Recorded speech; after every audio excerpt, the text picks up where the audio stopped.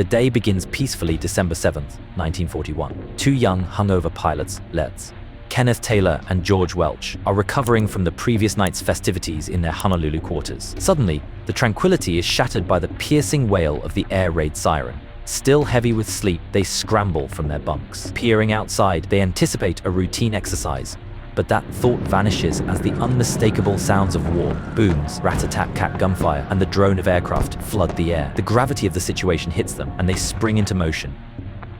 Adrenaline surges, overriding their severe sleep deprivation. Taylor urgently calls their command base for orders, but receives no reply.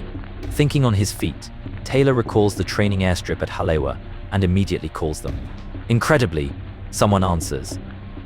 Taylor barks orders to prep two planes. Now, still clad in their tuxedos from the previous night, they sprint to their car, and Welch floors it on the 10-mile dash to the airfield.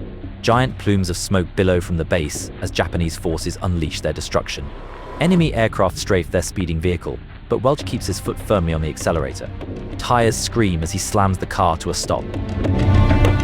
They arrive at Halewa to find it miraculously unscathed. Counting their blessings, they leap from the car and directly into the cockpits of their P-40 Warhawks. As they strap in, the ground crew urges them to scatter the planes for safety. To hell with that, Welch retorts. The fighters are fueled, but armed only with .30 caliber rounds. Wasting no time, they ignite the engines and surge into the sky, single-minded in their mission to defend Pearl Harbor, ignoring the overwhelming danger.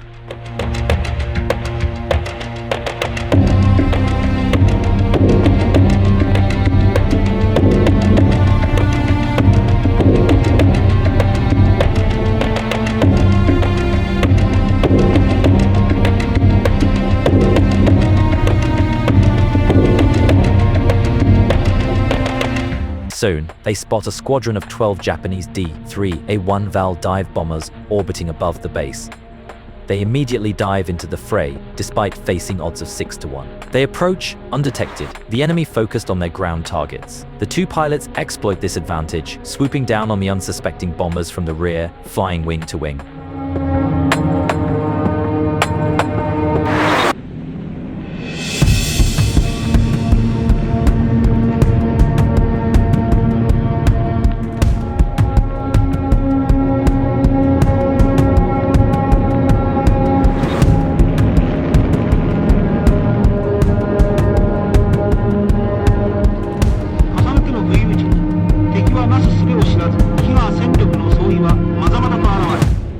They unleash a hail of bullets into the enemy formation, instantly sending two bombers spiraling down in flames. The remaining Japanese planes disperse, and the pilots split up, each pursuing a different target. A tail gunner on a dive bomber fires on Welch, forcing him to break off his attack, but not before his plane is riddled with bullets. Meanwhile, Taylor, running low on ammunition, disengages from his target and heads for Wheeler Field, their main base of operations. As he approaches, he witnesses the extensive destruction, but thankfully sees no active enemy presence. He lands amidst the devastation. Burning aircraft line the field, hangars are collapsed, and bomb craters scar the landscape. On the ground, he finds Welch already refueling and rearming. Aided by the courageous ground crew, Welch's plane is damaged, but still flyable. As the battle continues to rage across the island, the pilots are stunned when several officers emerge from the wreckage and order them to ground their planes immediately, scolding Taylor and Welch for engaging the enemy without authorization. But as they argue, another wave of bombers appears, heading straight for their location. The officers and mechanics scramble for cover as Taylor and Welch leap back into their cockpits, blatantly defying orders. They fire up their engines and taxi onto the airfield, scattering abandoned ammunition boxes and tools as they race towards the incoming dive bombers, bullets impacting the ground around them.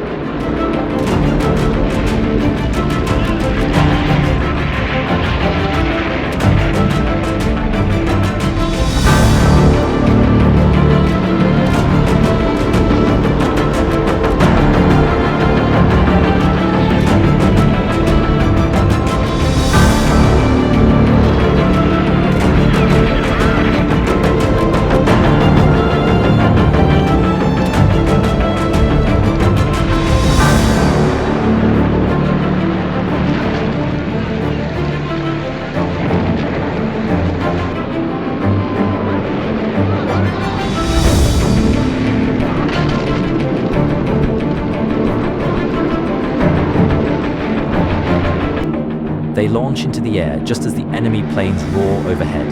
The two pilots bank sharply and give chase. The bombers vanish into a cloud bank, and Taylor follows, diving in after them. Inside the cloud, visibility drops to 0, the seconds stretching into an eternity. Bursting out the other side, he finds a Japanese bomber directly in his sights. Taken by surprise, he fires a quick burst into the enemy plane, but immediately a volley of fire slams into his aircraft from behind.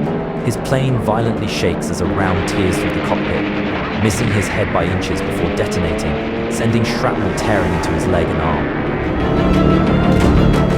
Later, he would recount, "It was of no consequence. It just scared the hell out of me for a minute." Ignoring his injuries, he breaks off the attack and fights to shake the bomber on his tail. High above, Welch spots Taylor in distress and plummets down to assist. Closing in at breakneck speed, he fires a burst. Taylor glances back to see the enemy plane consumed in flames, spiraling towards the ground, with Welch emerging from the smoke.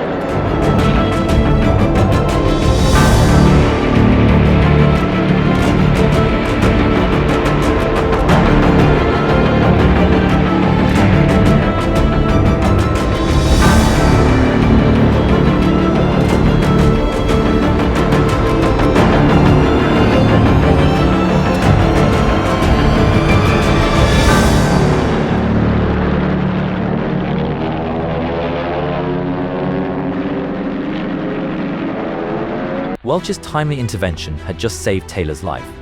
Relieved but undeterred, Taylor continues fighting despite his wounds. The two pilots separate again, and Taylor goes after another bomber, scoring hits that cause smoke to billow from its fuselage. However, before he can finish it off, he spots another formation of Zeros closing in, along with Welch pursuing a lone Zero.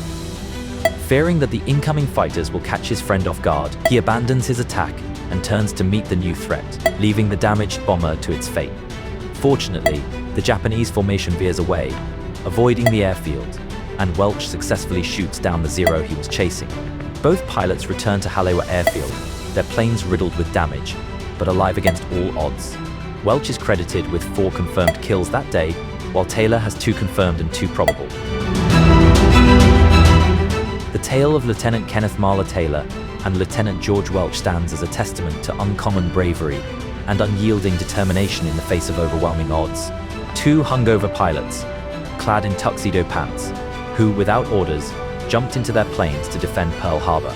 Their actions on that fateful day likely prevented further destruction at Halewa Airfield, saving lives and vital equipment. Their story serves as a reminder that heroism can emerge from the most unexpected circumstances. Though their actions went against protocol, their courage and skill in the skies above Pearl Harbor cannot be denied. If you enjoyed this story of courage and sacrifice, please subscribe to our channel and explore more tales of extraordinary individuals who defied the odds. Thank you for watching.